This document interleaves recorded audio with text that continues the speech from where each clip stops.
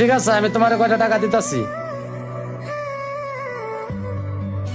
এই জায়গায় 1000 টাকা দিলাম। এই টাকা দিয়া তুমি কিছু নরম খাবার কিনা খাইও, আর অল্প কিছু টাকা দিয়া ওষুধও কিনা খাইও। স্যার, আমি আপনার একটা কথা বলবো, যদি বেয়াদবি না নেন। আচ্ছা ঠিক আছে, কি কথা বলবা বলো। স্যার, আপনি পরিবর্তন হলেন কিভাবে? এত বড় জায়গার মালিক, কত বড় একটা বিল্ডিং এর কাজ করাইতেছেন, ব্যাপারটা কি? বেয়াদবি মাফ করবেন স্যার, আপনি তো আগে ভিক্ষুক ছিলেন। স্যার, এই লোকটা তো আমার অ্যাসিস্ট্যান্ট ছিল।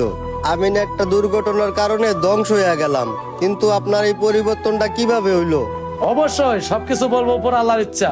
আর শোনো, আল্লাহ পাকে চাইলে সবকিছু করতে পারে। আজকে আমার এই জায়গায় আওয়ার পিছনে আল্লাহর অনেক রহমত আছে। একমাত্র তোমার অহংকারের কারণে আজকে তোমার এই অবস্থা হয়েছে। আর অহংকার হলো পতঙ্গের মূল। তুমি একসময় অনেক অহংকারী ছিলা, সেই কারণে আজকে তোমার এই অবস্থা। এই যে এত কিছু দেখতেছো না আমার, এগুলার পিছনে আল্লাহর নেয়ামত